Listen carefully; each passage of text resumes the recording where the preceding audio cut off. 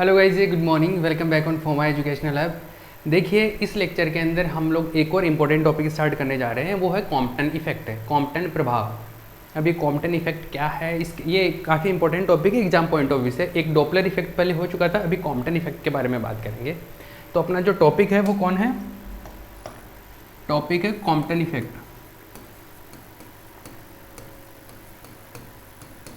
Compton प्रभाव बोलते हैं इसको हिंदी में, कॉम्पटन प्रभाव।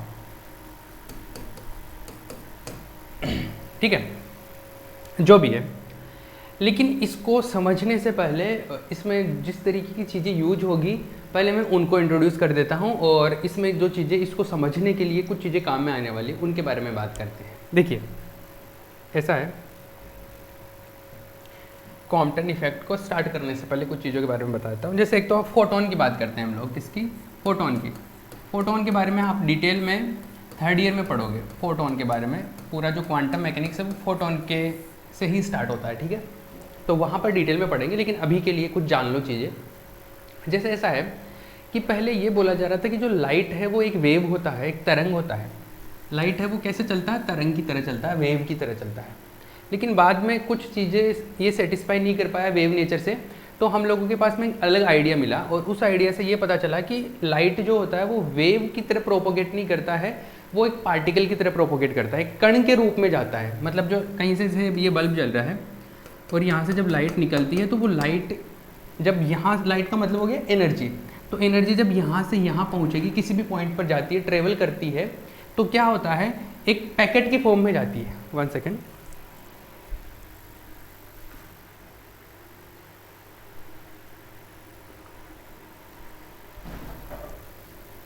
हाँ जी, तो लाइट जब भी ट्रेवल करती है, एक पैकेट के फॉर्म में लाइट ट्रेवल करती है, एक एनर्जी का बंडल। मतलब यहाँ से जब लाइट जाएगी तो वेव की तरह नहीं जाएगी, कैसे जाएगी, पार्टिकल में जाएगी। और पार्टिकल जो होगा, कण जो होगा, वो कैसा होगा, एनर्जी का पैकेट होगा, एनर्जी बंडल होगा। मतलब कुछ इस तरीके से ऐसे ऐसे जाएगी, ऐसे एनर्जी पहुँचेगी दूसरी जगह। तो ये जो एनर्जी का बंडल है, एनर्जी का जो पैकेट है, उसको बोला गया फोटोन। क्या बोला गया, फोटोन। तो ये है फोटोन। तो जो लाइट एक जगह से दूसरी जगह पे, लाइट का मतलब हो गया प्रकाश। प्रकाश एक जगह से दूसरी जगह पे जब ट्रेवल करता है तो एक पैकेट की फॉर्म में ट्रेवल करता है, जिसको फोटोन बोला गया। चलो, इतनी बात समझ में आ गई। अब ये जो फोटोन होता है, इस फोटोन की एनर्जी क्या होगी, और पार्टिकल है तो इसका मोमेंटम, इसका संवेग क्या होगा, इसकी ऊर्जा क्या होगी। जब ये बताया गया तो वो इस तरीके से डिफाइन किया गया कि जो एनर्जी है फोटोन की कुछ एनर्जी इस तरीके से आती है, एनर्जी E=h/ν। इस तरीके से एनर्जी बताएगी। ये न्यू क्या है, फ्रीक्वेंसी है। वही फ्रीक्वेंसी जैसे हम लोग पहले फ्रीक्वेंसी को डॉपलर में एफ से रिप्रेजेंट करते थे, यहाँ पे न्यू से रिप्रेजेंट करते हैं, ठीक है। जब भी फोटोन की जनरली बात करते हैं तो फ्रीक्वेंसी को न्यू से रिप्रेजेंट करते हैं। तो E=h/ν, ये क्या है, उस फोटोन की एनर्जी है, और न्यू क्या है, फ्रीक्वेंसी है, आवृत्ति है, आवृत्ति बोलते हैं इसको, frequency. This is frequency of photon. Clear, H Planck constant है, इतनी बात क्लियर है।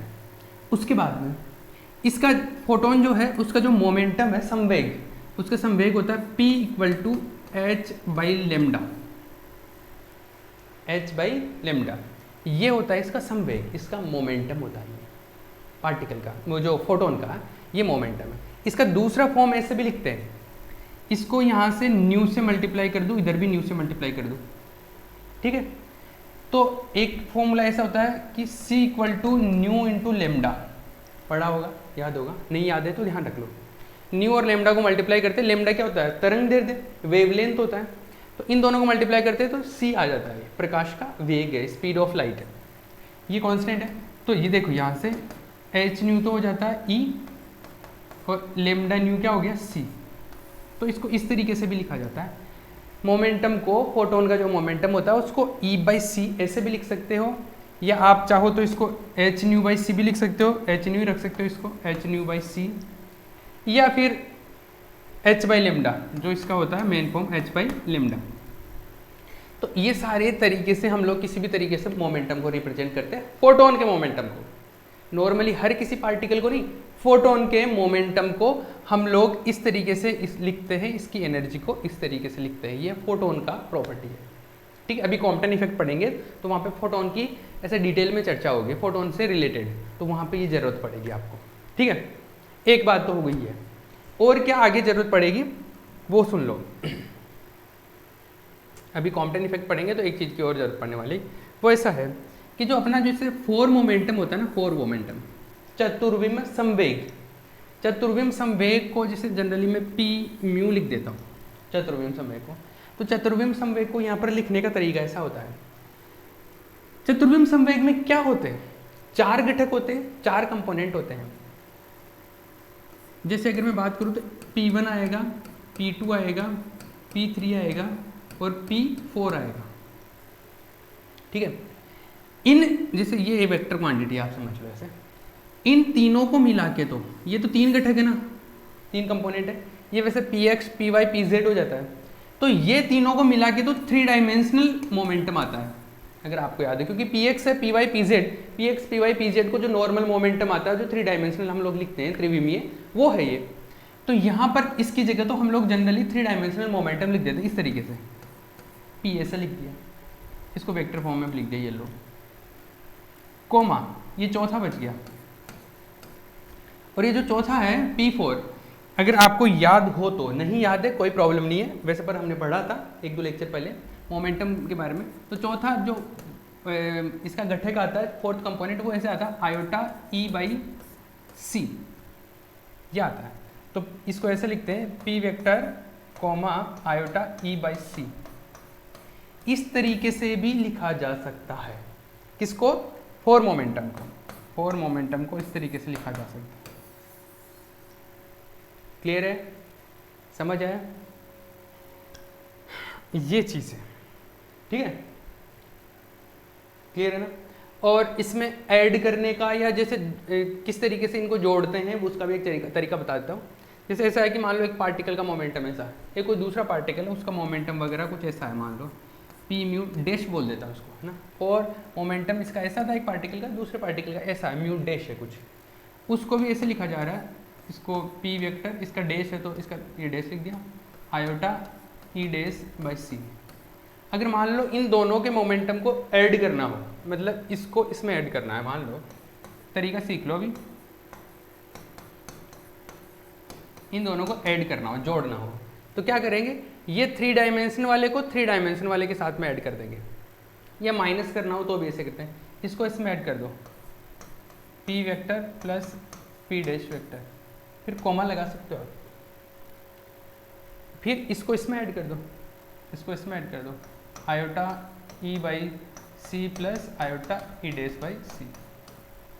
ठीक है, फाइनली भी ये ऐसे भी ऐड हो जाएगा, कॉमा हटा के प्लस कर सकते हो, कोई प्रॉब्लम नहीं है इसमें, लेकिन एक लिखने का तरीका बता रहा हूँ मैं, ठीक है। ऐसे हम लोग लिखते हैं, यहाँ पे भी हटा के प्लस कर सकते हैं, लेकिन ये बताने का तरीका है, कॉमा लगाया इसका मतलब कि ये थ्री डायमेंशनल है, बाकी का ये फोर्थ कंपोनेंट है, तीन कंपोनेंट तो ये है, एक कंपोनेंट है, ठीक है। इसमें भी ये बताने का तरीका है कि ये तीन कंपोनेंट है, ये चौथा कंपोनेंट है, ठीक है। मल्टीप्लाई करना हो तो भी ऐसे कर सकते हैं कि इसको इससे मल्टीप्लाई कर दो, इस कंपोनेंट को इसको P vector dot P dash vector comma, और इसको इससे मल्टीप्लाई कर दो, इसको इससे मल्टीप्लाई कर दो, iota E by C dot iota E dash by C, दोनों को जोड़ भी दो, जो भी आता है, मतलब आप इनको जोड़ सकते हो, ऐसा कर सकते हो, समझ में आया ना। पर कॉमा लिखने से ये पता चलता है कि ये तीन कंपोनेंट जो है ना, उनका तो ये रिप्रेजेंट कर रहा है, ये फोर्थ कंपोनेंट को ये रिप्रेजेंट कर रहा है। तो फोर मोमेंटम को लिखने का तरीका इस पूरे चैप्टर में, मतलब अभी आगे जो टॉपिक्स आएंगे ना इस यूनिट के, उनमें इस तरीके से आएगा। तो इस चीज़ का ध्यान रखना कि फोर मोमेंटम को हम लोग ऐसा लिख सकते हैं कि उसका तीन कंपोनेंट को एक साथ लिख सकते हैं, फोर्थ कंपोनेंट को ऐसा लिख सकते हैं, और fourth component iota E by C होता है, ठीक है। क्लियर है, बात समझ में आई, ठीक है। अभी हम लोग आगे चलते हैं, कॉम्पटन इफेक्ट के बारे में बात करते हैं, कॉम्पटन प्रभाव। तो कॉम्पटन इफेक्ट के बारे में चलो बात करते हैं। कॉम्पटन इफेक्ट क्या है, अब सुन लो। ऐसा है कि जैसे मान लो एक फोटोन आ रहा है, ठीक है, फोटोन को रिप्रेजेंट कर रहा हूँ, ये वेव नहीं है, फोटोन है। एक फोटोन आया ऐसे, और एक इलेक्ट्रॉन था यहाँ पे, रुका हुआ था, रेस्ट पोजीशन में था, विराम अवस्था में था इलेक्ट्रॉन, ठीक है। क्या हुआ, ये कोई फोटोन आ रहा है, इस फोटोन की मान लो फ्रीक्वेंसी है न्यू, ठीक है, फ्रीक्वेंसी न्यू है, तो इसकी जो एनर्जी है वो होगी इक्वल टू एच न्यू, और इसका जो मोमेंटम है पी वो हो गया एच सी बाई लेमडा भी होता है, और एच बाई लेमडा भी होता है, जिसको एच न्यू बाई सी भी लिख सकते हो आप, बताया था मैंने, ठीक है। एक फोटोन आ रहा है, ये फोटोन आके इलेक्ट्रॉन से कोलिजन करता है, टक्कर करता है, और कोलिजन के बाद में आफ्टर कोलिजन एक नया फोटोन निकलता है। नया फोटोन निकलने का मतलब है कि इसकी फ्रीक्वेंसी अलग होगी। फोटोन का इंपॉर्टेंस या फोटोन की पहचान कैसे होती है? फ्रीक्वेंसी से। अगर फ्रीक्वेंसी चेंज हो गई मतलब नया फोटोन मिल गया। तो यहाँ से जो फोटोन आया था वो खत्म हो गया, या आप ये समझ लो कि उसकी फ्रीक्वेंसी चेंज हो गई। तो पहले जो फोटोन आया अभी यहाँ से नया फोटोन मिल गया, या इसकी फ्रीक्वेंसी चेंज होगी, तो इसकी फ्रीक्वेंसी मान लो न्यू डैश, तो इसकी जो एनर्जी होगी वो ई डैश, और वो होगी एच न्यू डैश, और इसका जो मोमेंटम होगा वो है पी डैश, और वो ले लेते हैं एच न्यू बाई सी होता है, तो एच न्यू डैश कर देते हैं, एच और सी तो कांस्टेंट है। ये चीज़ समझ आ रही ना? एनर्जी को एच न्यू से लिखा जाता है, तो इसकी एच न्यू डैश हो गई, एच पे तो डैश लगेगा नहीं क्योंकि एच तो कांस्टेंट है। Momentum H nu by C होता है, तो एच बाई सी तो कांस्टेंट है, न्यू का न्यू डैश हो गया। ये मान लो कि ये जो डायरेक्शन ना, इससे ये जो एंगल बना रहा है ये है फाई, और ये टक्कर किया ना, टक्कर के बाद में इलेक्ट्रॉन भी यहाँ पे रुका हुआ नहीं रहेगा, क्योंकि टक्कर हुई तो इलेक्ट्रॉन भी, टक्कर के बाद में एनर्जी मिलेगी इलेक्ट्रॉन को, और इलेक्ट्रॉन भी किसी पर्टिकुलर डायरेक्शन में चला जाएगा। अकॉर्डिंग तो चल रहा है ना, इलेक्ट्रॉन भी पर्टिकुलर डायरेक्शन में चला जाएगा। मान लो ये इलेक्ट्रॉन इधर चला गया, ये एंगल बना रहा है थीटा, ये इलेक्ट्रॉन, इस इलेक्ट्रॉन को बोलते हैं रिकॉइलिंग इलेक्ट्रॉन, प्रतिक्षिप्त इलेक्ट्रॉन, मतलब यहाँ से रिकॉइल हो गया, ये प्रतिक्षिप्त यहाँ से चला गया, ठीक है। अब देखो इलेक्ट्रॉन की भी कुछ एनर्जी होगी, इसका भी कुछ मोमेंटम होगा, सारी चीज़ें होगी, क्योंकि इलेक्ट्रॉन चला गया, इसके पास में काइनेटिक एनर्जी आ गई, या इसका मोमेंटम होगा, जो भी होगा सारा सब कुछ मिलेगा यहाँ से। ये जो घटना हुई ना, इसको बोलते हैं कॉम्पटन इफेक्ट, कॉम्पटन प्रभाव। इसको थोड़ा मैं समराइज फॉर्म में बोलता हूँ, क्या है। जनरली यहाँ से जो फोटोन आते हैं ना, वो एक्स रेज के फोटोन आते हैं, एक्स किरणों के फोटोन आते हैं। तो हम लोग ऐसे बोल सकते हैं इसको कि जब कोई फोटोन आके इलेक्ट्रॉन से टकराता है, इलेक्ट्रॉन से टकराने के बाद में नया फोटोन बनता है, या ऐसे बोल लो कि फोटोन की आवृत्ति में परिवर्तन हो जाता है। तो इस तरीके की जो घटना है, ये जो फिनोमिनन है, this is known as Compton effect. Got it? ये चीज़ यहाँ से होती है। या आप ऐसे नहीं बोल के, फोटोन नहीं बोल के, आप ऐसे बोल सकते हो डायरेक्ट एक्स किरणें। तो जैसे कि जब कोई एक्स किरण का फोटोन या एक्स किरणें किसी इलेक्ट्रॉन से टकराती है, तो आफ्टर कोलिजन एक नया फोटोन जनरेट होता है, और इलेक्ट्रॉन एक पर्टिकुलर डायरेक्शन में चला जाता है। तो this phenomenon is known as Compton effect, इसको कॉम्पटन प्रभाव बोलते हैं। क्लियर है? तो चलिए ये बात हो गई, समझ आया कॉम्पटन इफेक्ट। अब हमको क्या करना है, पूरा प्रोग्राम तो है कि जैसे इसका फ्रीक्वेंसी में चेंज कितना हुआ। देखो frequency C equal to nu lambda होता है ना, ये बात समझते हो ना आप? ये बात अगर समझते हो तो ये बात भी समझ में आती होगी कि अगर C तो कांस्टेंट है, स्पीड ऑफ लाइट तो कांस्टेंट है, अगर न्यू चेंज हुआ, फ्रीक्वेंसी चेंज हुआ, तो लेमडा भी चेंज होगा। जैसे पहले लेमडा था, लेमडा पहले वेवलेंथ जो था तरंग दैर्ध्य वो लेमडा था, अब इधर हो गया मान लो कोई लेमडा डैश हो गया, तो लेमडा डैश चेंज तो हुआ ही है ना। तो इनमें कितना परिवर्तन हो गया, लेमडा से लेमडा डैश में कितना चेंज आ गया, फ्रीक्वेंसी में कितना चेंज हो गया, ये कैलकुलेट करना मेरा टारगेट है। एक टास्क तो ये है जो सबसे इंपॉर्टेंट है। दूसरा ये है कि ये जो इधर गया ना, ये एंगल कितना है, थीटा कितना है। एक ये है कि ये जो इलेक्ट्रॉन इधर गया है, तो इलेक्ट्रॉन की मैक्सिमम काइनेटिक एनर्जी कितनी हो सकती है, अधिकतम गतिज ऊर्जा इसकी कितनी हो सकती है, वो चीज़ कैलकुलेट करना। तो ये 3-4 चीज़ें कैलकुलेट करना अपना इस कॉम्पटन इफेक्ट का पूरा टारगेट है। ये तीनों चीज़ें कैलकुलेट करने के बाद में कॉम्पटन इफेक्ट कंप्लीट होगा। तो पहली चीज़ तो है अपने पास में एक तरीके से लेमडा डैश और लेमडा में अंतर कितना आया है, ये फ्रीक्वेंसी बोल लो आप, फ्रीक्वेंसी ये लेमडा में कितना चेंज आया है वो पता करना है मुझे। इसको बोलते हैं कॉम्पटन विस्थापन, कॉम्पटन डिस्प्लेसमेंट। तो ये कितना हुआ है उसके बारे में बात करते हैं, कॉम्पटन शिफ्ट बोलते हैं। ठीक है, क्लियर है? तो चलिए हम लोग स्टार्ट करते हैं पूरा बेसिक से।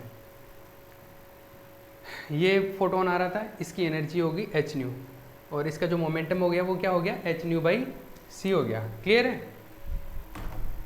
ये मोमेंटम हो गया और इसका ये एनर्जी हो गया। इधर नया एनर्जी नया मोमेंटम आ गया, जो भी है। तो हम लोग एक काम करते हैं, ये जो भी घटना है इसमें एनर्जी संरक्षित रहेगी, टोटल एनर्जी तो हमेशा कंजर्व रहती है। दूसरा, एक इसमें जो मोमेंटम है वो भी कंजर्व रहेगा। इलास्टिक कोलिजन होता है, एक प्रत्यास्थ टक्कर होती है। प्रत्यास्थ टक्कर में क्या होता है, संवेग क्या रहता है, प्रत्यास्थ या प्रत्यास्थ संवेग तो हमेशा ही क्या रहता है, संरक्षित रहता है, कंजर्व रहता है। तो हम लोग मोमेंटम कंजर्वेशन लगाएंगे इसके अंदर। ठीक है, अब देखिए, तो मोमेंटम कंजर्वेशन के लिए हम लोग ऐसे बोल देते हैं, मोमेंटम कंजर्वेशन लगाएंगे ना, तो मोमेंटम कंजर्वेशन के लिए हम लोग ये बोलते हैं कि टक्कर से पहले कुल संवेग और टक्कर के बाद में कुल संवेग क्या रहेगा, बराबर रहेगा। बिफोर कोलिजन और आफ्टर कोलिजन टोटल मोमेंटम क्या रहेगा, इक्वल रहेगा। ठीक है, तो बिफोर कोलिजन, बिफोर कोलिजन कौन कौन था, before collision, before collision,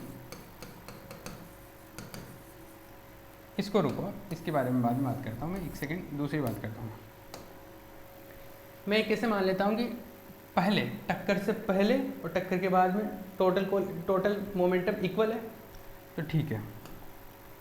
momentum जो है टोटल मोमेंटम,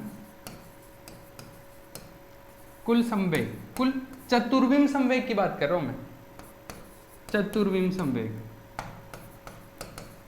फॉर मोमेंटम, कुल चतुर्विम संवेग ये बिफोर कोलिजन, टक्कर से पूर्व, और आफ्टर कोलिजन भी बराबर रहेगा। कुल संवेग, चतुर्विम संवेग की बात कर रहा हूं, टोटल मोमेंटम आफ्टर कोलिजन, ये है बिफोर कोलिजन, वो है आफ्टर कोलिजन। तो बिफोर कोलिजन और आफ्टर कोलिजन टोटल मोमेंटम क्या रहेगा, इक्वल रहेगा। टोटल मोमेंटम अगर इक्वल रहता है तो देखो क्या रहेगा, टक्कर से पहले क्या सीन है, टक्कर से पहले कौन कौन है, टक्कर से पहले है कि एक तो आ रहा है फोटोन और एक है ये रुका हुआ इलेक्ट्रॉन, ये। और टक्कर के बाद में क्या सीन है, टक्कर के बाद में इधर एक फोटोन जा रहा है, ये फाई कोण बना के, इधर ये फोटोन आया, और इधर एक इलेक्ट्रॉन चला गया, ये थीटा कोण बनाते हैं। तो टक्कर के बाद में कौन है, एक इलेक्ट्रॉन, एक ये नया फोटोन जिसका फ्रीक्वेंसी जो है न्यू डैश है। और टक्कर से पहले कौन था, एक फोटोन था जिसका फ्रीक्वेंसी न्यू है, एक रुका हुआ इलेक्ट्रॉन था। क्लियर है, इतनी बात समझ में आती है? तो हम लोग एक काम कर लेते हैं, इसको फोटोन, जो फोटोन है ना टक्कर से पहले, इसको पार्टिकल 1 बोल लेता हूँ और इसको बोल देता हूँ 2। कोई दिक्कत है? तो समझिए बात, इसका मोमेंटम है टक्कर से पहले, इसका टक्कर से पहले मोमेंटम बिफोर कोलिजन जो इसका संवेग है वो है मान लो p1, इसका फोर मोमेंटम है। तो फोर मोमेंटम के लिए मैं दिखाने के लिए मैं म्यू भी लिख देता हूँ। ये फर्स्ट पार्टिकल फोटोन है, ये ध्यान रखना। p1 म्यू, 1 का मतलब तो कि पहला, और म्यू का मतलब फोर मोमेंटम की बात कर रहा हूँ, ये before collision, plus before collision इसका इलेक्ट्रॉन का, इलेक्ट्रॉन को सेकंड पार्टिकल बोल रहा हूँ, और म्यू डैश, डैश नहीं म्यू, म्यू का मतलब चतुर्विम संवेग, इसका चतुर्विम संवेग और इसका चतुर्विम संवेग बिफोर कोलिजन, इसका फोर मोमेंटम प्लस इसका फोर मोमेंटम। ठीक है, वेक्टर की फॉर्म में लिख दिया, इक्वल। ये बिफोर कोलिजन हो गया, टक्कर से पहले। टक्कर के बाद में ये जो फोटोन था ये नया फोटोन की तरफ वर्क करने लग गया, फ्रीक्वेंसी न्यू डैश हो गया। तो अपन ये मान लेते कि ये पहले 1 था, अब यही फोटोन 1 डैश लिख देता हूँ इसको, मतलब एक पार्टिकल पहले ये था, अभी एक पार्टिकल ये, अभी पार्टिकल एक ये है, एक ये है, मतलब पहले भी इलेक्ट्रॉन था, अब ये इलेक्ट्रॉन चलने लग गया, तो ये 2 डैश बोल देता हूँ इसको। लिखने का सिंबलाइजेशन कर रहा हूँ मैं, और कुछ नहीं, ताकि आपको पता रहे किसकी बात कर रहा हूँ। तो ये जो फोटोन था पहले p1 म्यू लिखा था, अब मैं इसको लिख देता हूँ, इसका जो मोमेंटम होगा इस फोटोन का, मान लो इसका p1 म्यू डैश कर देता हूँ, इसका मोमेंटम फोटोन का, और इसका मोमेंटम इलेक्ट्रॉन का ये p2 म्यू डैश कर देता हूँ इसमें। कोई प्रॉब्लम है? नहीं। आप चाहो तो इसको थर्ड और फोर्थ भी लिख सकते हो, क्या फर्क पड़ता है। अपने को ये बताना है कि P1 म्यू किसको बोल रहा हूँ मैं, डैश के साथ में इसको बोल रहा हूँ। तो फोटोन को पहले 1 से रिप्रेजेंट किया था, अब की बार डैश के साथ में 1 से रिप्रेजेंट कर दिया। पहले इलेक्ट्रॉन को 2 म्यू से किया था, अभी 2 म्यू डैश से कर दिया इलेक्ट्रॉन आफ्टर कोलिजन। तो ये है सिचुएशन, ठीक है, क्लियर है क्या ये बात।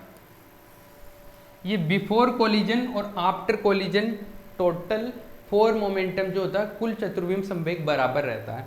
तो टक्कर से पहले ये है और आफ्टर कोलिजन ये है, इसका और इसका। इस इलेक्ट्रॉन, इस फोटोन को डैश वाला लिख रहे हैं, इस इलेक्ट्रॉन को डैश वाला, ये विदाउट डैश के साथ में आ गई। क्लियर है। अब इन चारों के वैल्यू हम लोग कैलकुलेट करेंगे, करें, और फिर वैल्यू पुट करना है, बस इसको सोल्व करना आ जाएगा आंसर। लेकिन ये थोड़ा सा ऐसा है कि दिखने में तो सिंपल सा, मैंने जो बोला वो भी करना तो वैसे ही है, लेकिन कैलकुलेशन थोड़ा लेंथी होगा, ठीक है। अब चलिए स्टार्ट करते हैं, क्या है सीन इसका। गेम समझ आया ना क्या कर रहे हैं। ये कॉम्पटन इफेक्ट है, बिफोर कोलिजन आफ्टर कोलिजन, टक्कर से पहले टक्कर के बाद में कुल संवेग जो है उस कुल चतुर्विम संवेग 4 मोमेंटम की बात कर रहा हूँ। तो 4 मोमेंटम क्या रहेगा, कंजर्व रहेगा, संरक्षित रहेगा। तो उसके लिए मैं इस इक्वेशन में वैल्यू रखूंगा। अब देखो टक्कर से पहले की बात करते हैं, ये दोनों चीजें निकाल लेते, फिर टक्कर के बाद की ये दोनों चीजें निकाल के, चारों चीजें निकाल के यहाँ पे पुट करना अपने को। तो देखो टक्कर से पहले बिफोर कोलिजन,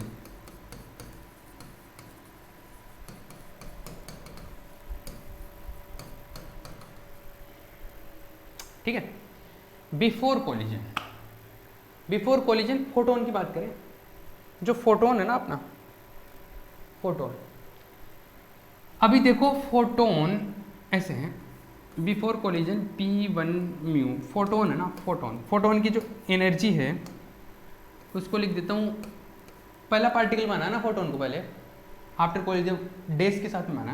तो फोटोन की जो एनर्जी है वो है h न्यू, क्योंकि न्यू इसका फ्रीक्वेंसी है। उसका जो मोमेंटम है P1, ये 3 डायमेंशनल मोमेंटम है। ये क्या, पहला पार्टिकल माना है तो P1 कर दिया। फोटोन का मोमेंटम क्या होगा, h न्यू बाई c, ऐसे आएगा। ये इलेक्ट्रॉन की बात करता हूँ, ये तो फोटोन के बारे। इलेक्ट्रॉन, इलेक्ट्रॉन को सेकंड पार्टिकल बोला है, तो इलेक्ट्रॉन की एनर्जी, इलेक्ट्रॉन की एनर्जी, तो देखो इलेक्ट्रॉन की एनर्जी तो चतुर्विम में बात कर रहा हूँ मैं, तो टोटल एनर्जी एक तरीके से इस तरीके से होती है, अगर आपको याद हो तो।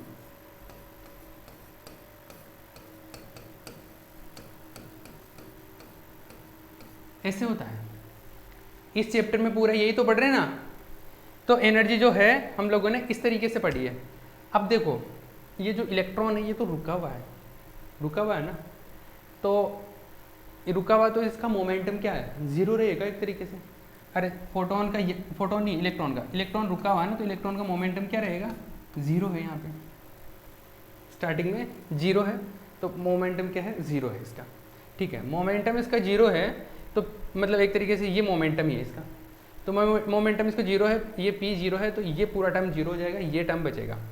तो जो E2 आएगा वो क्या है, ये रूट से, ये तो जीरो हो गया, ये रूट से ये कैंसिल आउट हो गया, तो m0c², ये इसका एनर्जी है। क्लियर है। ये इलेक्ट्रॉन का एनर्जी, ये मोमेंटम, ये इसका एनर्जी फोटोन का, और ये इसका मोमेंटम, ठीक है। चलिए तो इसको हम लोग कैसे लिख सकते हैं, P1 म्यू जो है ना, P1 म्यू, ये इसको मैं कैसे लिखूंगा, हम लोग, मैंने बताया था कि 4 मोमेंटम को कैसे लिखेंगे, 4 मोमेंटम को, चतुर्विम संवेग को, यहाँ पर मोमेंटम कोमा चौथा कंपोनेंट, तो पहला कंपोनेंट तो ये क्या है, ये तो संवेग है इसका, 3 डायमेंशनल मोमेंटम, 3 डायमेंशनल मोमेंटम ये है एक तरीके से P1 जिसको बोल रहे हैं, कोमा यहाँ पे चौथा जो कंपोनेंट है, चतुर्थ, जिसको हमने बोला था फोर्थ कंपोनेंट, ई आयोटा E/c, ये होता है।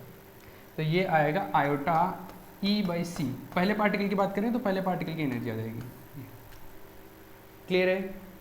अरे ये रूल हो ना, 4 मोमेंटम को हम लोग इस तरीके से लिखते हैं, ये बताया था मैंने।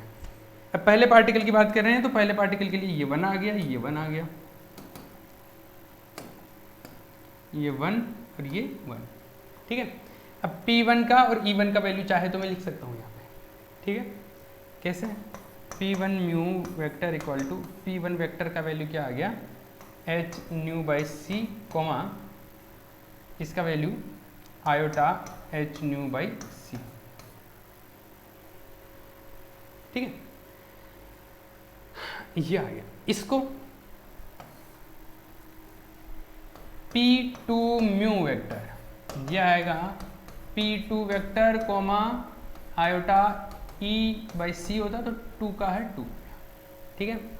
अब देखो इसका जो संवेग होता है, इसका जो मोमेंटम होता है वो तो 0 होता है, मोमेंटम 0, तो ये 0 कोमा एनर्जी इसका ये है iota M naught C square by C, तो ये हो गया 0 कोमा सी से C cancel out iota M naught सी,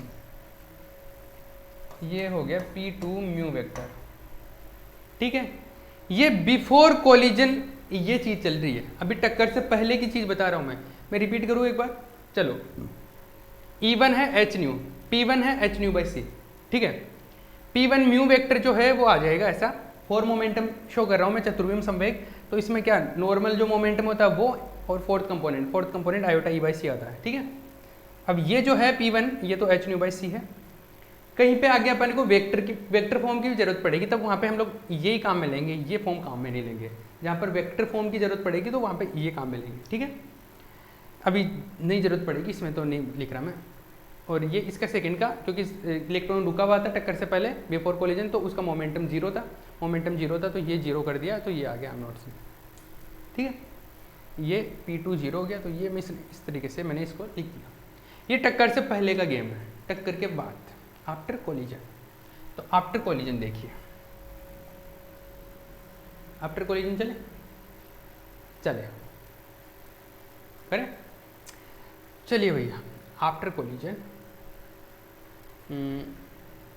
आफ्टर कोलिजन जो भी रहेगा, लेकिन अभी मेरे को जरूरत जो पढ़ने वाली है उसके हिसाब से मैं काम करता हूँ, तो इसके बारे में बात करता हूँ P1 म्यू डैश की। आफ्टर कोलिजन ये दोनों ना P1 म्यू डैश की, तो P1 म्यू डैश के बारे में बात कीजिए। आफ्टर कोलिजन टक्कर के बाद, आफ्टर कोलिजन देखिए, अगर किसी को स्पीड कम लग रही है पढ़ाने की तो स्पीड बढ़ा के भी देख सकता है, ठीक है। मैं इसलिए बता रहा हूँ धीरे धीरे, क्योंकि ये थोड़ी सी कॉम्प्लेक्स चीज़ें हैं, डिफ़िकल्ट लगती है लोगों को, इसलिए मैं थोड़ा स्मूथली चलाने की कोशिश कर रहा हूँ इसको। देखिए टक्कर के बाद में आफ्टर कोलिजन क्या है, आफ्टर कोलिजन इधर एक तो फोटोन चला गया, ये फोटोन चला गया न्यू डैश फ्रीक्वेंसी के साथ में, इधर इलेक्ट्रॉन चला गया, ये फाई एंगल होता है, ये थीटा एंगल होता है, ठीक है। तो देखो फोटोन के बारे में बात करें तो फोटोन की एनर्जी, फोटोन इसको डैश वाला पार्टिकल बोल दिया, तो इसकी एनर्जी जो है E1 डैश हो गया एक तरीके से। फोटोन को पहले वाले को E1 बोला था, तो ये आफ्टर कोलिजन है तो E1 डैश हो गया है, ठीक है। तो ये है इसकी एनर्जी की एच न्यू डैश, और इसका जो मोमेंटम होगा वो होगा P1 डैश है ये इसका मोमेंटम, तो इसका मोमेंटम होगा एच, या तो ऐसे लिख लो आप, क्या एच न्यू डैश बाई सी लिख लो, ऐसे कर सकते हैं ना, बिल्कुल कर सकते हैं, कोई प्रॉब्लम नहीं है। या आप E डैश बाई सी भी लिख सकते हो, एक ही बात है। एच न्यू डैश क्या होता है, E1 डैश, ठीक है, क्लियर है। चलिए ये तो फोटोन के बारे में हो गया, और इलेक्ट्रॉन के बारे में, इलेक्ट्रॉन के बारे में भी लिख देंगे, लेकिन ये किसके बारे में हुआ अभी, फोटोन के बारे में। तो चलिए इलेक्ट्रॉन के बारे में, तो इलेक्ट्रॉन के बारे में अगर मैं कुछ लिखूं तो एक सेकेंड,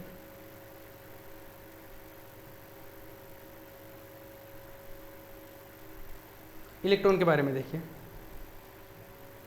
इलेक्ट्रॉन की एनर्जी का भी कुछ पता नहीं है, टोटल एनर्जी जितनी भी आएगी वो आ जाएगी, और इसका जो मोमेंटम आएगा, मोमेंटम के बारे में इलेक्ट्रॉन का जैसे इलेक्ट्रॉन को बोल रहे हैं हम लोग E2 डैश, ठीक है, ये एनर्जी आएगी, और जो एनर्जी आएगी वो बड़ा सा फॉर्मूला आएगा, इसका क्या आएगा, इसका P2 डैश C इसका मोमेंटम प्लस इसका रेस्ट मास का एनर्जी जो आएगा वो ऐसा आ जाएगा, ठीक है। और इसका जो मोमेंटम होगा, इसका मोमेंटम वो आएगा p2 डैश, ये मोमेंटम होगा इसका संवेग, और ये जो आएगा इसका मास इनटू वेलोसिटी, क्योंकि ये फोटोन नहीं है। फोटोन के मोमेंटम को तो h न्यू बाई सी ऐसे लिखते हैं हम लोग, लेकिन पार्टिकल का मोमेंटम क्या होता है, मास इनटू वेलोसिटी। मास अब चलता हुआ रहेगा तो इसका मास कुछ रहेगा, m रहेगा। रेस्ट मास तो m नॉट रहता है इसका स्थिर अवस्था में तो, लेकिन गतिशील अवस्था में मास कुछ और रहेगा, मूविंग पार्टिकल का मास m होगा, m लिख दिया उसको, इनटू वेलोसिटी जो भी आएगा इसका, ठीक है, ये लिख दिया मैंने।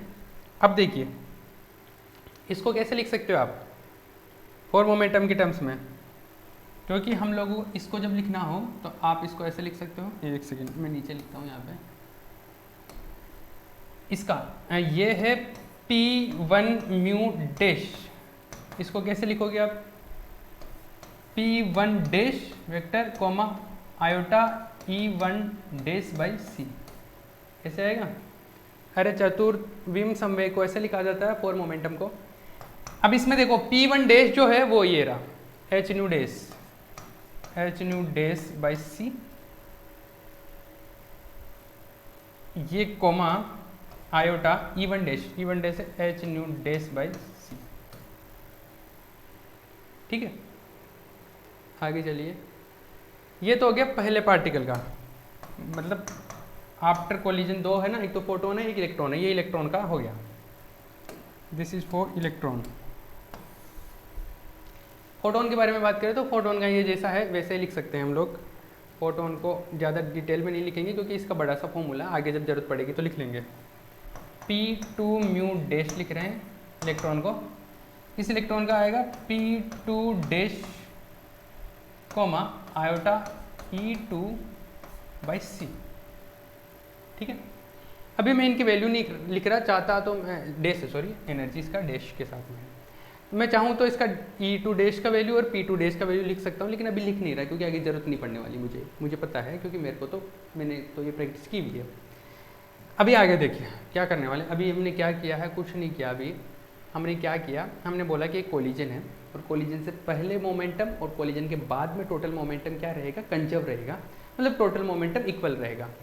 तो बिफोर कोलिजन मैंने बिना डैश के लिखा है, कोलिजन के बाद में इनको डैश के साथ में लिखा है। फिर मैंने ये बताया कि फॉर मोमेंटम को लिखने का तरीका भी ऐसे कोमा लगा के ऐसे लिखा जाता है। तो पहले तो इनके जो एनर्जी और मोमेंटम को लिख लिया, ये नॉर्मल मोमेंटम है 3 डायमेंशनल, फिर इनको इस तरीके से फॉर मोमेंटम के टर्म में लिख लिया, ये फोटोन का बिफोर कोलिजन, ये इलेक्ट्रॉन का बिफोर कोलिजन, ठीक है। फिर आफ्टर कोलिजन हमने फोटोन का लिखा, फिर इलेक्ट्रॉन का लिखा, फिर इनको 4 डायमेंशनल टर्म में लिख दिया, चतुर्विम संवेग के पदों में लिख दिया एक तरीके से,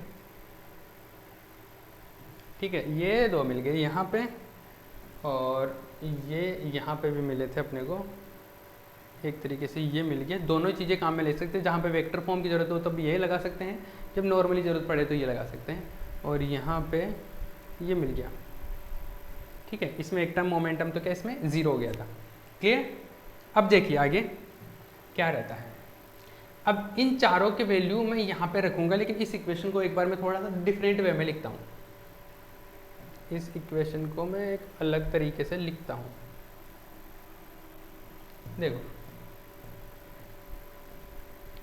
नए पेज पे लिखते हैं हम लोग इसको। देखो इक्वेशन था p1 mu vector plus p2 mu vector equal to p1 mu dash plus p2 mu dash. कोई प्रॉब्लम है? नहीं, ठीक है। मैं काम करता हूँ p1 mu vector plus p2 mu vector, इसको इधर लेके आ जाता हूँ minus p1 mu dash vector, इधर क्या बच गया p2 म्यू डैश वेक्टर। कोई प्रॉब्लम नहीं, इसमें क्या दिक्कत होगी, ठीक है जो भी है। आगे चलिए इसमें देखिए हमारे पास में मैं इसका दोनों तरफ स्क्वायर कर रहा हूँ, वर्क कर रहा हूँ इसका, इधर भी स्क्वायर कर दिया और इधर भी स्क्वायर कर दिया, ठीक है। इसमें 3 टर्म है, स्क्वायर करेंगे तो क्या होगा, पहले का स्क्वायर, फिर दूसरे का स्क्वायर, फिर तीसरे का स्क्वायर, फिर इन दोनों का 2ab, फिर इन दोनों का 2ab, फिर इन दोनों का 2ab, ऐसे होता है 3 का। अरे जिसको नहीं पता मैं इसे बता देता हूँ। जैसे मान लो a प्लस बी प्लस सी कुछ भी है, इसका स्क्वायर करना है, तो पहले a का स्क्वायर कर दो, फिर b का स्क्वायर कर दो, फिर c का स्क्वायर कर दो, फिर इन दोनों का plus 2a into B plus फिर 2b इंटू सी, 2b इंटू सी, फिर 2a इंटू सी, 2a इंटू सी, ऐसे आता है। अगर किसी के साथ में माइनस भी है, जैसे मान लो इसके साथ में माइनस है, ये c माइनस का है, तो c जहाँ पर भी है वहाँ पे माइनस लिख दो।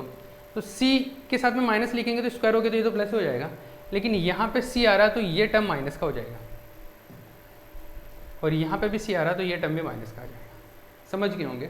यहाँ पे भी c को तो माइनस लिखेंगे, लेकिन c माइनस c का स्क्वायर होगा तो वापस से प्लस हो जाएगा, तो इसमें स्क्वायर वाले टर्म में तो कोई फर्क नहीं पड़ता, लेकिन बाकी टर्म्स में जहाँ पे c आ रहा है वहाँ पे माइनस हो जाएगा। समझ में आया।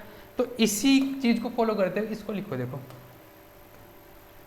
इसको क्या होगा, इसका स्क्वायर p1 म्यू का स्क्वायर प्लस p2 म्यू का square plus p1 mu dash का स्क्वायर इक्वल टू प्लस इन दोनों का dot product 2a into B, p1 mu vector dot p2 mu vector, फिर इन दोनों का, तो एक प्लस एक माइनस है तो माइनस आएगा, -2 इन दोनों का आएगा, या इन दोनों का कर लो पहले, इसका और इसका कर लो, तो इसमें भी माइनस आएगा, तो p1 mu vector dot p1 mu dash vector. ठीक है, नेक्स्ट इसको और इसको लास्ट बचा जो -2 p2 mu vector dot p1 mu dash vector equal to, इधर इसका स्क्वायर हो जाएगा p2 म्यू डैश स्क्वायर। ये जैसे स्क्वायर हो रहा है तो यहाँ पर भी एक्चुअल में क्या हो रहा है, जैसे कोई वेक्टर का स्क्वायर हो रहा है तो यहाँ पे हो क्या रहा है, p1 mu vector dot p1 mu vector, ऐसे हो रहा है। तो डॉट प्रोडक्ट करते तो एक्चुअल में स्क्वायर हो जाता है, वेक्टर क्वांटिटी बचती नहीं है, तो ये ऐसा हो जाता है। ठीक है, ये सारी चीज़ें आ गई। अब इन सब के वैल्यू हम लोगों को यहाँ पे लिखने हैं, फिर फाइनली जैसे हम इसको सोल्व करेंगे ना सिंप्लीफाई करके, वहाँ पे अपने का आंसर आ जाएगा। टाइम क्या हो गया एक बार देख लेते, टाइम हो गया 37। अच्छा टाइम है अपने पास अभी देखिए हम एक एक चीज़ को बारी बारी से कैलकुलेट करते हैं और फिर सबके वैल्यू रखेंगे। p1 म्यू वेक्टर इसका लिखना है, इसका स्क्वायर करना है, सॉरी इसका क्या करना है, ये पहला टर्म है ना, इसका स्क्वायर करना है। ठीक है, करिए। p1 म्यू वेक्टर क्या है, p1 म्यू है क्या, p1 म्यू इधर कैलकुलेट किया था हमने, p1 म्यू ये रहा,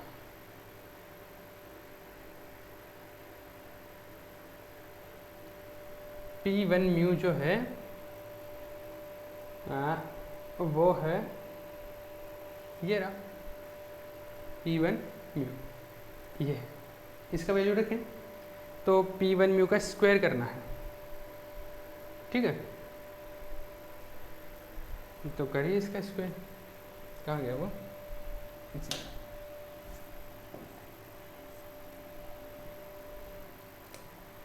p1 म्यू का स्क्वायर करने का मतलब समझ रहे हो, p1 म्यू का स्क्वायर करने का मतलब है p1 mu vector dot p1 mu vector, ऐसा ही है ना इसका मतलब। तो इसको हमने लिखा था p1 म्यू को क्या लिखा था, h nu by C comma इसका जो था आयोटा एनर्जी जो था इसका h न्यू बाई सी, ये था p1 म्यू। ठीक है, ये इसके साथ ही खुद के साथ ही मल्टीप्लाई होगा h nu by C dot iota h nu by C. तो क्या होने वाला है इसमें, ये होगा जैसे ये 3 डायमेंशनल है, ये 3 डायमेंशनल पार्ट है, ये चौथा कंपोनेंट होता है, ये 4th कंपोनेंट है ये, और ये 3 कंपोनेंट का मिक्स है। तो इसको इससे मल्टीप्लाई कर दो, इसको इससे मल्टीप्लाई कर दो, तो जोड़ दो, इसको मल्टीप्लाई करेंगे तो h square nu square C square. ठीक है, इन दोनों में अगर बात करें तो ये, क्योंकि ये प्लस कर दो बीच में, इसका स्क्वायर कर दो, आयोटा का square H square nu square by C square, ऐसा आएगा। आयोटा स्क्वायर क्या होगा -1, तो ये तो -1 आ जाएगा, यहाँ पे माइनस आएगा एक्चुअल में, ऐसा है। ये इसके साथ में कैंसिल आउट हो गया, क्या बचा 0 बचा। मतलब ये जो आपके पास में P1 म्यू स्क्वायर आया है ये क्या आ गया 0। मतलब ये जो टर्म है ये आगे चल के क्या होने वाला है 0 होने वाला है। ठीक है, क्लियर है ये बात। चलो दूसरी चीज पे आते हैं। अब हम दूसरी चीज पे आते हैं। दूसरा P2 म्यू स्क्वायर, तो ये भी क्या है P2 mu vector dot P2 mu vector, ऐसे ही है। P2 म्यू का वैल्यू रखो, P2 म्यू का P2 म्यू क्या है P2 म्यू, एक सेकेंड मैं किधर क्या लिखा, P2 म्यू कहाँ है, ये रहा 0 आयोटा m0 c। इसका वैल्यू क्या है, इसका है 0 आयोटा m0 c। और दूसरा इसका भी सेम से मल्टीप्लाई करें आयोटा m0 c। ठीक है, अब देखिए पहला टर्म 0 से मल्टीप्लाई होगा 0 हो जाएगा, प्लस दूसरा ये टर्म इसके साथ iota m0 c into iota m0 c, तो इसका स्क्वायर हो जाएगा। ठीक है, तो 0 ये तो 0 को तो हटा दो, कोई प्रॉब्लम नहीं है। इसमें क्या आयोटा स्क्वायर क्या हो जाएगा minus m0 square c square. ठीक है, ये P2 म्यू स्क्वायर का वैल्यू आ गया। ठीक है, तो अपने पास में -m0 स्क्वायर c स्क्वायर बच गया। इसका वैल्यू जो है -m0 स्क्वायर c स्क्वायर आ गया। इसका 0 हो गया, इसका वैल्यू मिल गया। इसका वैल्यू P1 म्यू डेस का स्क्वायर। चलिए P1 म्यू डेस का स्क्वायर, तो ये क्या होगा P1 mu vector dot P1 mu vector, dash के साथ में है ना, डेस। ठीक है, अब P1 म्यू डेस का वैल्यू देखो, पहले कैलकुलेट किया P1 म्यू डेश, ये रहा, ये डेस के साथ में है, डेस के साथ ना डेस चल रहा है।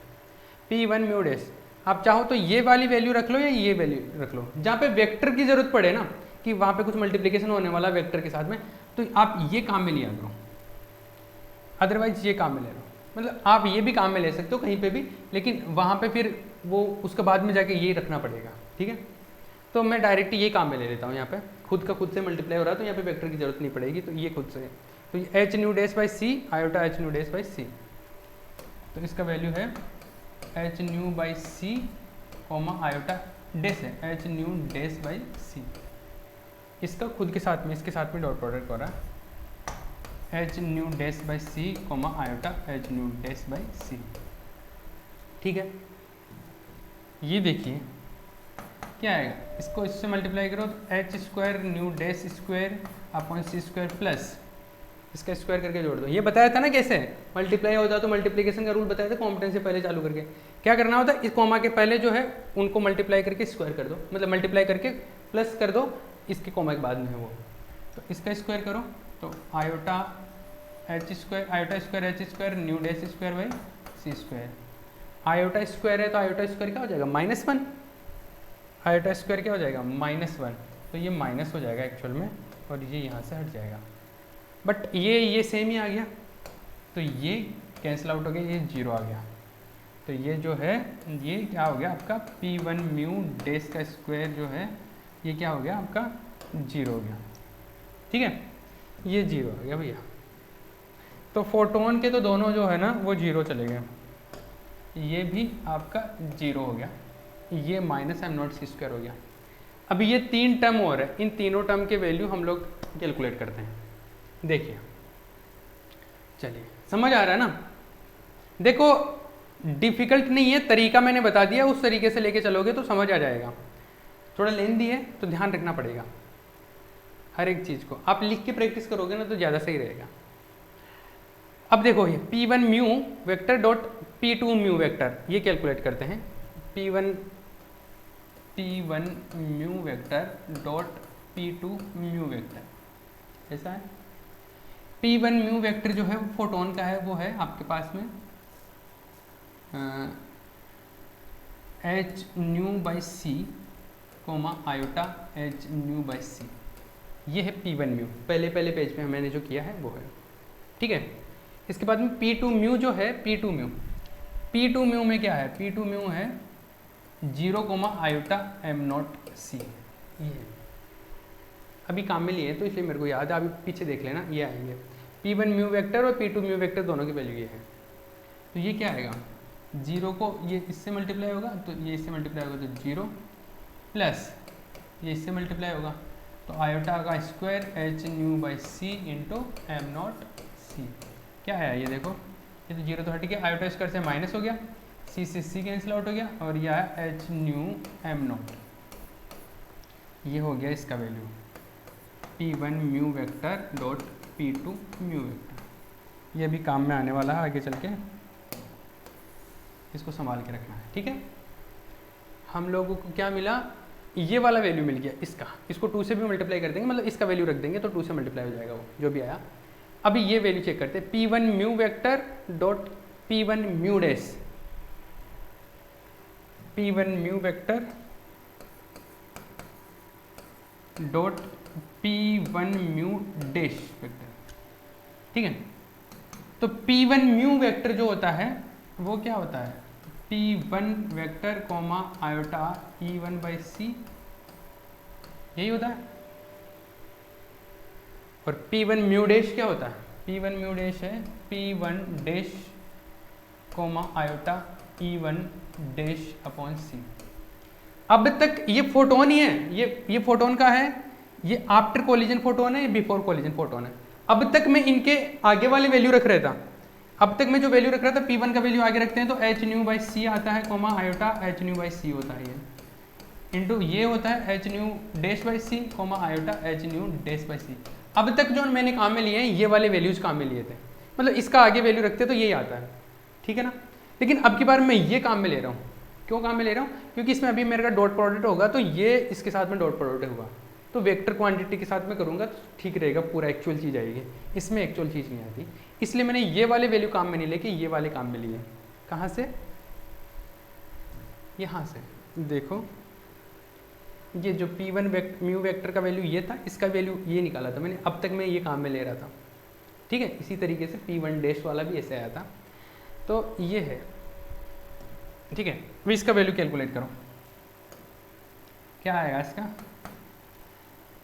इसको इससे मल्टीप्लाई करो, सॉरी ये काम में नहीं लेना, ऊपर वाला काम में लेना है, ये तो मैं हटा ही दे रहा हूँ, इसलिए मैंने बताया था कि अब तक क्या काम में ले रहा हूँ, इसको हटा। इसमें क्या आएगा, P1 vector dot P1 dash vector, ठीक है, प्लस इसका iota square E1 dot E1 dash upon C square, ठीक है। P1 vector dot P1 dash vector, P1 vector dot P1 dash vector, तो दो वेक्टर क्वांटिटीज है ना, तो इनका डॉट प्रोडक्ट करेंगे, डॉट प्रोडक्ट करेंगे तो क्या आएगा, P1 का मोड P1 डैश का मोड इंटू कॉस इन दोनों के बीच में जो एंगल है। तो P1 तो किसका मोमेंटम है, P1 तो है कि जो स्टार्टिंग में फोटोन आ रहा था ना स्टार्टिंग में, वो उसका, तो वो इधर जाने वाला था। P1 डैश किसका है, जो बाद में फोटोन बना ना, जो इधर जा रहा है ऊपर की तरफ। इन दोनों के बीच में एंगल कितना है, इसको आगे बढ़ा दो तो एंगल मिल जाएगा इन दोनों के बीच में, ये फाई एंगल जो ऊपर मैंने फाई माना था, तो इन दोनों के बीच में फाई एंगल है। तो यहाँ पे P1 का मोड P1 डैश का मोड इंटू कॉस फाई, ये क्या हो गया, आयोटा स्क्वायर माइनस हो जाएगा, minus E1 dash by C square. अब P1 का मोड क्या हो जाएगा, फोटोन है, फोटोन का जो मोमेंटम है वो क्या है, मोड मतलब h न्यू बाई सी, ये है मोमेंटम। इसमें डायरेक्शन नहीं है ना, इसलिए मैंने वहाँ से हटा दिया था पहले। P1 का मोड क्या है, h न्यू बाई सी है, P1 मोमेंटम ये है h न्यू बाई सी, लेकिन वेक्टर क्वांटिटी नहीं, अभी मैंने इसका केवल मोड ही लिखा है। इसका मोड क्या है, h nu dash by C, P1 dash ये होता है ना, आफ्टर कोलिजन जो फोटोन है उसका मोमेंटम ये, ठीक है।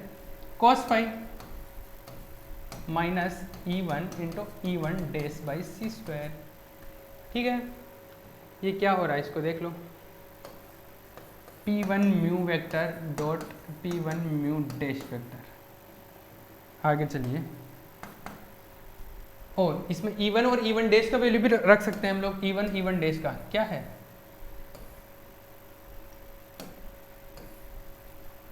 E1 का एच न्यू और E1 डैश का एच न्यू डैश। इसमें देखो एच स्क्वायर और new dash upon C square, ये सेम चीज़ इसमें आ रही है। ये कॉमन ले लेता हूँ, इसमें बचा cos फाई और इसमें बचा -1, इसको चलने दो ऐसे ही। P1 mu vector dot P1 mu dash vector. ठीक है, क्लियर है। ये जो भी है cos फाई -1 आ गया। अब इसका वैल्यू जो है हम लोग कैलकुलेट कर लिए, एक और बच गया अपने पास में। अभी इसका वैल्यू आ गया अपने पास में, किसका वैल्यू, इसका वैल्यू आ गया अपने पास में, इसका वैल्यू आ गया, इसका भी वैल्यू आ गया। अब इसका वैल्यू और कैलकुलेट कर लेते हैं। P2 mu vector P1 mu dash, P2 mu vector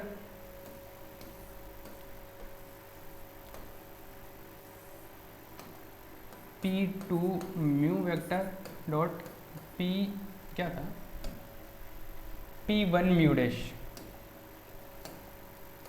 P1 mu dash.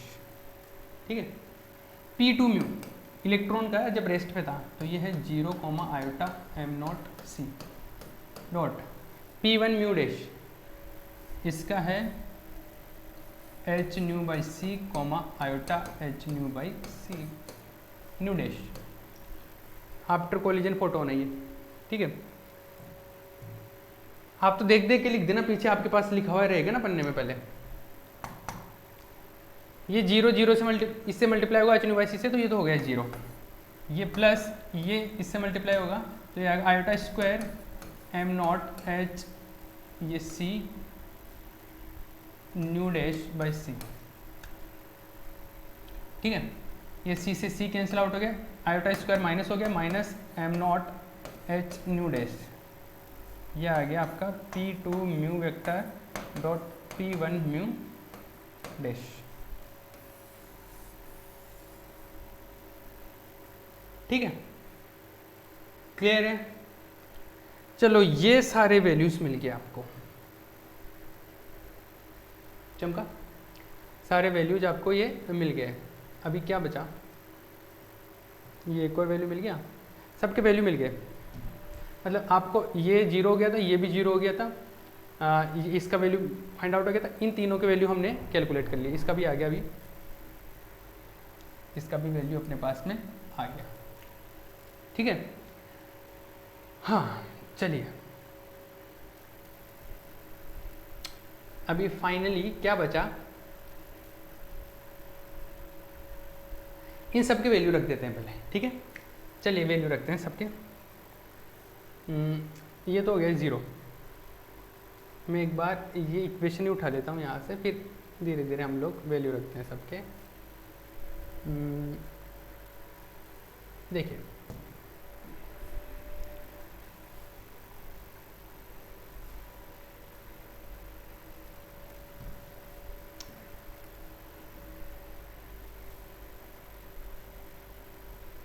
इसमें वैल्यू रखना है। ठीक है, ये तो पहला तो हो गया 0, ये minus m0 square C square, ये भी हो गया 0। इसमें प्लस 2 इंटू ये है P1 म्यू और P2 म्यू का डॉट प्रोडक्ट, P1 म्यू और P2 म्यू का डॉट प्रोडक्ट जो आया था P1 म्यू और P2 म्यू का, यहाँ पे नहीं है, नेक्स्ट पेज पे है शायद। ये P1 म्यू और P2 म्यू, एक सेकंड किधर गया, ये रहा P1 म्यू P2 म्यू का, ये minus h new m0, minus h new m0, इसका जो है माइनस के साथ में h न्यू m0, माइनस है तो माइनस आ जाएगा यहाँ से, ये माइनस हो गया। ये लो, दूसरा ये है माइनस 2 P1 म्यू डैश, इसका जो वैल्यू आया था P1 म्यू डैश, ये रहा ये वाला, ये इतना बड़ा H square nu dash upon C square H square nu dash cos phi minus 1 upon C square. यही था, एक बार क्रॉस चेक कर लेते हैं, यही था। ठीक है, इसके बाद में ये वाला minus 2 P2 mu P1 mu dash, तो P2 mu P1 mu dash, ये minus M naught H nu dash minus M naught H nu dash, तो माइनस के साथ मैंने माइनस पहले से है तो प्लस हो गया, और इधर हो गया P2 म्यू डैश का स्क्वायर। ठीक है, क्लियर है? ये सब कुछ आ गया। यहाँ पे कुछ कैंसिल आउट होता है तो कैंसिल आउट कर दो, नहीं होता है तो कोई प्रॉब्लम नहीं है। ठीक है, क्लियर है? ठीक है, तो चलिए हम लोग इसमें एक जो चीज़ करते हैं, अब देखिए आपने एक और चीज़ पढ़ी थी, मैं इसका भी वैल्यू रखना चाहता हूँ, इसका भी वैल्यू रखना है मुझे। एक और चीज़ पढ़ी थी हमने कि जो फोर मोमेंटम होता है ना, फोर मोमेंटम,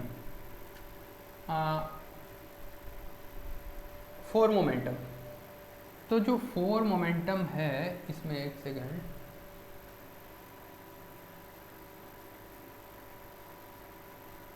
देखो अगर मैं इसमें समेशन लगा दूँ तो कोई फ़र्क पड़ेगा क्या?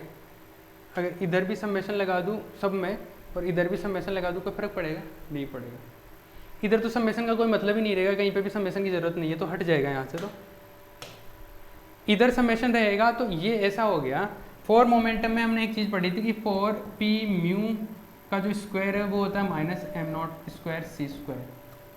चतुर्विम संवेग के घटकों के वर्गों का जो योग होता है ना, फोर मोमेंटम के जो कंपोनेंट्स हैं उनका स्क्वायर करके सम करते हैं तो वो कांस्टेंट होता है, और वो ऐसा आता है।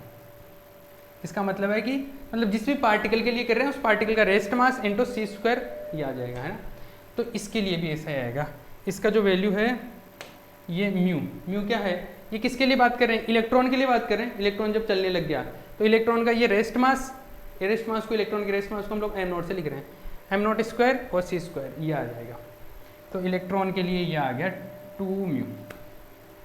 ठीक है, डैश के साथ में बात कर रहे हैं, डैश लो या कोई सा भी ले लो, लेकिन कोई भी पार्टिकल के लिए चतुर्विम संवेग के घटकों के वर्गों का योग जो होता है ना, वो minus M naught square C square होता है। एम नॉट जो उसका रेस्ट मास आएगा, हम इलेक्ट्रॉन के रेस्ट मास को एम नॉट ही मान रहे हैं यहाँ पे, तो ये आ जाएगा इसका। तो इसका वैल्यू ये आएगा। मतलब अगर मैं चाहूँ तो इसका वैल्यू जो है डायरेक्ट ऐसे लिख सकता हूँ, minus M naught square C square. इनके लिए भी हमने कैलकुलेशन किया था, अपन चाहते तो इनके लिए भी डायरेक्ट लिख सकते थे। मैंने जीरो इनका प्रूव किया था ना, अगर हम चाहते तो इनका डायरेक्ट ही लिख सकते थे, क्योंकि इसका फोटोन का है तो फोटोन के रेस्ट मास का स्क्वायर कर रहे हैं एक तरीके से, तो ये फोटोन के लिए जीरो आएगा। फोटोन का रेस्ट मास जीरो होता है। हाँ, फोटोन के लिए एक चीज़ मैंने बताया, फोटोन का रेस्ट मास भी क्या होता है, जीरो होता है। नोट्स में लिखा हुआ है, ऐसे ध्यान रखना। ये भी फोटोन के लिए था, आफ्टर कोलिजन ये भी जीरो हो गया, तो ये डायरेक्ट ही जीरो हो रहे थे। ये इलेक्ट्रॉन के लिए था तो इलेक्ट्रॉन का रेस्ट मास एम नॉट होता था, minus M naught square C square, ये ऐसे डायरेक्ट भी आ सकता था। ये मैंने कैलकुलेशन से बताए थे, तो ये इस फॉर्मूले से अपन डायरेक्ट भी कर सकते थे। तो अभी मैंने ये डायरेक्ट कर दिया है। ठीक है, अभी इसको हटा दो। देखो ये थोड़ा लेंदी है तो थोड़ा ध्यान रखना पड़ेगा चीज़ों का। आगे चलिए, इधर लेफ्ट साइड में ये है, राइट साइड में ये है, इसको कैंसिल आउट कर दो। ये जो बचा इसको लिखो, क्या आया, माइनस 2h न्यू, 2 सब में कॉमन है ना, 2 को हटा दो, एक बार 2 को हटा दो। ठीक है, 2 को हटा दो और क्या करें, 2 को हटा दो, इसको इधर ले आता हूँ, इसको इधर भेज देता हूँ।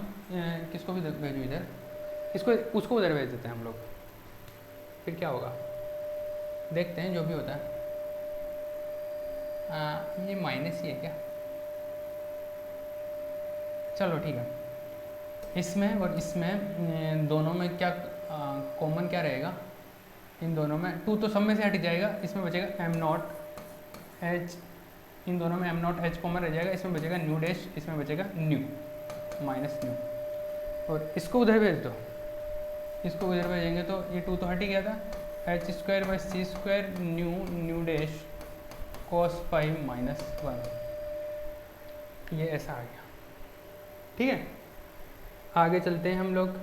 कहीं पे मिस्टेक तो नहीं किया था ना हमने, क्योंकि यहाँ पे कुछ साइन का मिस्टेक ना हो जाए, बस इतनी सी चीज़ ध्यान रखना, इसमें चिन्ह का कुछ मिस्टेक ना हो जाए, साइन का मिस्टेक नहीं होना चाहिए। एक बार मैं मैच ही कर लेता हूँ, नहीं तो फिर बाद में गड़बड़ हो जाएगा। साइन का मिस्टेक नहीं होना चाहिए इसमें, बाकी तो मुझे नहीं लगता इसमें कोई मिस्टेक हुआ होगा। एक second, new minus nu dash,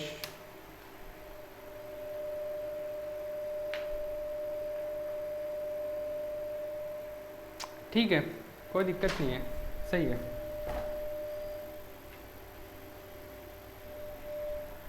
अब देखो इसमें से और कुछ कैंसिल आउट होता है तो कैंसिल आउट कर सकते हैं हम लोग। क्या कैंसिल आउट होता है इसमें? h हटा दूँ यहाँ से h स्क्वायर से, तो ये हट जाएगा, h को हटा दो h स्क्वायर से। ठीक है, आगे चलिए। ये देखिए इसमें कुछ ऐसा आया है, क्या आया है, न्यू डैश माइनस न्यू, यहाँ पर एम नॉट को उधर भेज दो, एम नॉट को उधर भेज देंगे तो ये आ जाएगा h by M naught C square nu nu dash cos phi minus 1। ठीक है, मैं चाहूँ तो क्या कर सकता हूँ, एक काम करते हैं, क्या एक काम ये करते हैं कि न्यू न्यू डैश को इधर डिवाइड कर देता हूँ, न्यू न्यू डैश को इधर डिवाइड कर देता हूँ। दोनों टर्म में एक एक में डिवाइड करूँ तो पहले इसको डिवाइड करूँगा तो इसमें बचेगा 1 अपॉन न्यू, इसमें डिवाइड करूँगा तो ये बचेगा 1 अपॉन न्यू डैश, और इधर बचेगा h upon M naught C square cos phi minus 1। ठीक है, आगे चलिए। इसमें c equal to nu lambda होता है ना, तो न्यू को मैं लेमडा के टर्म में लिखना चाहूँ तो क्या आएगा, c बाई लेमडा, न्यू तो ऐसा आ जाएगा, और न्यू डैश क्या आएगा, c by lambda dash.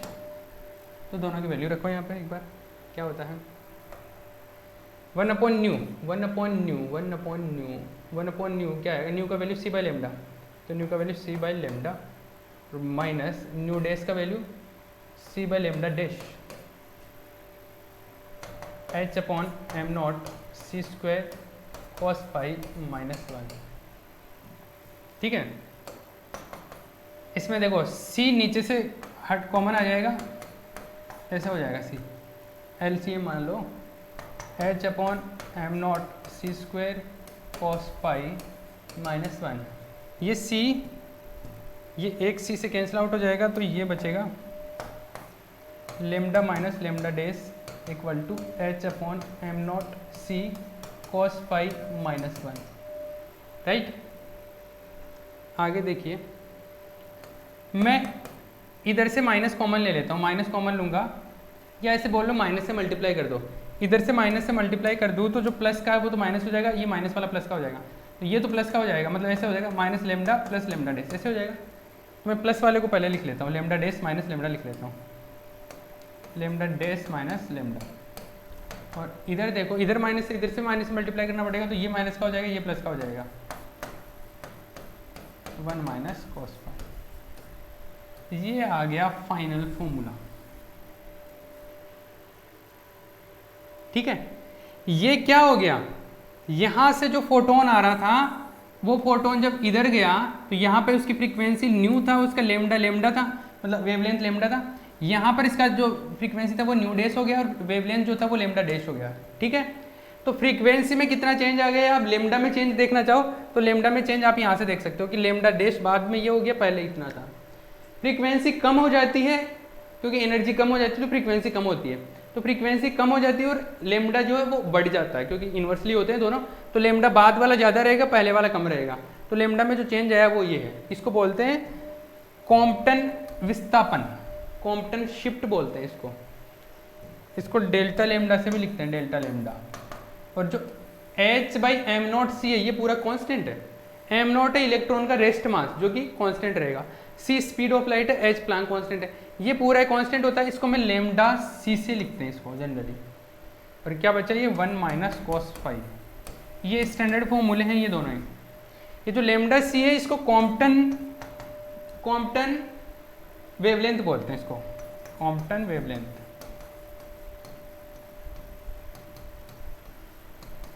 Compton तरंगदैर्ध्य,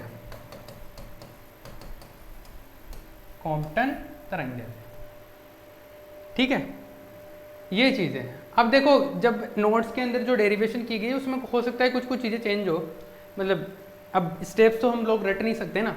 ऐसा है कि हो सकता है नोट्स में मैंने यहाँ पे कुछ पहले कर दिया हो, जैसे ये हो सकता है ये माइनस कॉमन पहले ले लिया हूँ मैंने नोट्स के अंदर, तो बाद में जाके ये एडजस्ट हो जाएगा। लेकिन फाइनली अपना जो तरीका है वो ये यहाँ तक पहुँचने का है अपना टारगेट, तो इस टारगेट को फोकस रख के हम लोग इस तरीके से कैलकुलेशन करेंगे तो फाइनली पहुँच जाएंगे। जैसे अगर मैं यहाँ पे इसको माइनस को कॉमन लेके रखूँ तो वो लास्ट में जाके वहाँ पे माइनस से कैंसिल आउट हो जाएगा, उसमें कोई दिक्कत नहीं है, ठीक है। एक बार मैं रिवाइज कर दूँ, देखो नोट्स में इसी तरीके से है क्या,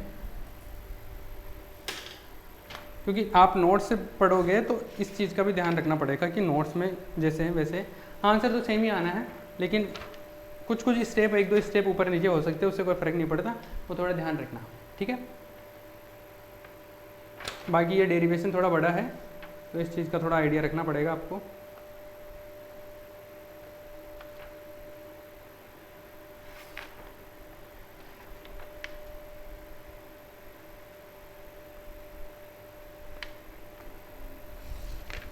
क्लियर है, ये डेरिवेशन कंप्लीट होने वाला है, हो गया मतलब ये तो मैं रिवाइज कर देता हूँ।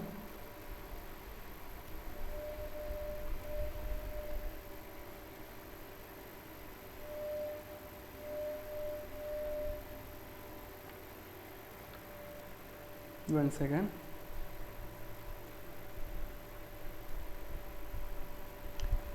चलिए रिवीजन कर लेते हैं हम लोग इसका।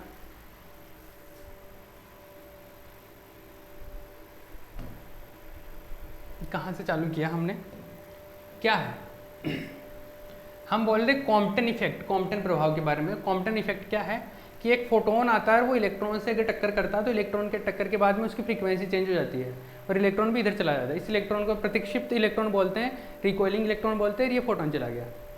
ये इसको क्या बोलते हैं, कॉम्पटन इफेक्ट है, ये कॉम्पटन प्रभाव है। इसकी पूरी इन्फॉर्मेशन हमने लिख ली कि ये इधर से फोटोन आ रहा था, इसका फ्रीक्वेंसी न्यू था तो इसका एनर्जी h न्यू हो जाएगा, momentum h nu by c होगा, इसका अलग हो जाएगा, इसका जो भी है। अब हमारा जो टारगेट है कि अपने को एक फॉर्मूला कैलकुलेट करना है कि फ्रीक्वेंसी या लेमडा जो पहले कितना था बाद में कितना है, तो उनमें कितना चेंज हो गया। कॉम्पटन शिफ्ट बोलते हैं उसको, कॉम्पटन विस्थापन, वो कितना हो गया, lambda dash minus lambda calculate किया है, वो करना है। तो टोटल मोमेंटम और टोटल मोमेंटम बिफोर और आफ्टर बराबर बराबर होते हैं, ये है मोमेंटम कंजर्वेशन से, संवेग संरक्षण से। तो चतुर्विम संवेग संरक्षण लगाएंगे तो हम लोग मोमेंटम को म्यू से लिख रहे हैं, मतलब चतुर्विम संवेग को लिख रहे हैं पी म्यू। पहला पार्टिकल बोल दिया हमने, पहले फोटोन को, सेकंड बोल दिया इलेक्ट्रॉन को, टक्कर के बाद में फोटोन को डैश से लिख दिया और इलेक्ट्रॉन को भी डैश से लिख दिया। अब हमने इन चारों के बस वैल्यू निकालने हैं और यहाँ पे पुट किए। तो फोटोन के वैल्यू निकाल लिए, इलेक्ट्रॉन के वैल्यू निकाल लिए, टक्कर के बाद में फोटोन के निकाल लिए, इलेक्ट्रॉन के निकाल लिए, और फिर क्या किया हमने, इस फॉर्मूले को, जो फॉर्मूला था उसको थोड़ा सा उसका रूप परिवर्तित किया है, उसका फॉर्म चेंज किया, इसमें से इसको इधर भेज दिया और फिर इसका स्क्वायर कर दिया। स्क्वायर करने के बाद में ये बना, इसमें टर्म्स ज़्यादा हो गए, 1 2 3 और 6 टर्म और 7 टर्म हो गए, एक इधर चला गया। इन सातों के वैल्यू निकाल के हमने रखे हैं। वैल्यू निकाल के रखने में ये बहुत लेंदी हो गया, और वैल्यू निकाल के रखे हैं बस, और रखने के बाद में हमारे को जो वैल्यू मिला है वो थोड़ा सिंप्लीफाई हो जाता है, सिंपल हो जाता है, और फाइनली जो आंसर मिलता है वो ऐसा मिल गया, lambda dash minus lambda h upon M naught C 1 minus cos phi. Lambda C को कॉम्पटन तरंग देते हैं, कॉम्पटन वेवलेंथ बोलते हैं। हम चाहे तो इस लेमडा सी का वैल्यू भी निकाल सकते हैं। ये जो लेमडा सी है वो क्या है, h अपॉन एम नॉट सी है। h क्या है, प्लांक कांस्टेंट है, 6.6 इंटू 10 टू पावर माइनस 34, और ये एम नॉट क्या होता है, एम नॉट क्या है, रेस्ट मास है इलेक्ट्रॉन का। इलेक्ट्रॉन का rest mass 9.1 into 10 to power minus 31 kg, और c स्पीड ऑफ लाइट है 3 इंटू 10 टू पावर 8 होता है। तो इसका जो वैल्यू आता है वो करीबन 0.024 हाँ एंगस्ट्रॉम के, एंगस्ट्रॉम मतलब 10 टू पावर माइनस 10 इसके आसपास आता है, और इसको एंगस्ट्रॉम लिखते हैं। ये 242 आता है, ये आता है 0.0242 10 टू पावर माइनस 10 को एंगस्ट्रॉम लिख सकते हैं, ये आ गया, ठीक है, ये आ गया। ये फॉर्मूला बहुत इंपॉर्टेंट फॉर्मूला है, मतलब एग्जाम में ये पूरा डेरिवेशन आ जाता है। क्लियर है, चलिए अभी आगे चलते हैं। इसमें आगे क्या, इसमें कंडीशन लगा के बता देता हूँ, फिर ये डेरिवेशन तो कंप्लीट हो गया। फिर वो इलेक्ट्रॉन की काइनेटिक एनर्जी, वो एंगल के बारे में बात करेंगे, लेकिन वो बाद में बात करेंगे नेक्स्ट लेक्चर में। पहले इसमें कंडीशन की बात कर लेता हूँ मैं, एक दो कंडीशन की बात कर लेता हूँ। देखो lambda dash minus lambda equal to क्या हो गया, H/m0c 1 माइनस cos फाई। इसको लेमडा सी लिख रहे हैं, इसको डेल्टा लेमडा, ये lambda C 1 minus cos phi, ऐसा ही है। अब कंडीशन देख लीजिए, केस 1 फाई इक्वल टू 0 आ जाए, फाई मतलब 0, फाई 0 का मतलब इधर से फोटोन आया, इलेक्ट्रॉन से कोलिजन किया और मुड़ा ही नहीं, सीधा सीधा ही चला गया। तो फाई 0 हो गया तो क्या होगा, delta lambda equal to lambda C cos phi 0 क्या होता है 1 होता है, सॉरी मतलब कॉस 0 कितना होता है 1 होता है, तो 1 ये आ जाएगा 1 माइनस कॉस 0 1, तो 1 माइनस 1 ये क्या आ गया 0। मतलब अगर फोटोन आता है सीधा सीधा चला जाता है टच होके, तो उसकी फ्रीक्वेंसी में कोई चेंज नहीं होगा, उसके लेमडा में कोई चेंज नहीं होगा। लेमडा में चेंज जो हुआ, कुछ हुआ क्या, 0 हुआ ना। अरे लेमडा में चेंज का मतलब लेमडा डैश माइनस लेमडा कुछ, मतलब ये 0 आ गया, लेमडा डैश माइनस लेमडा क्या आ गया 0, मतलब lambda dash equal to lambda.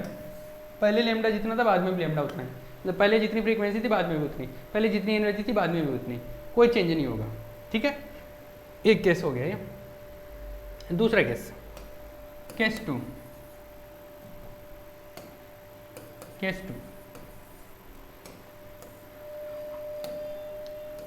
Phi 90,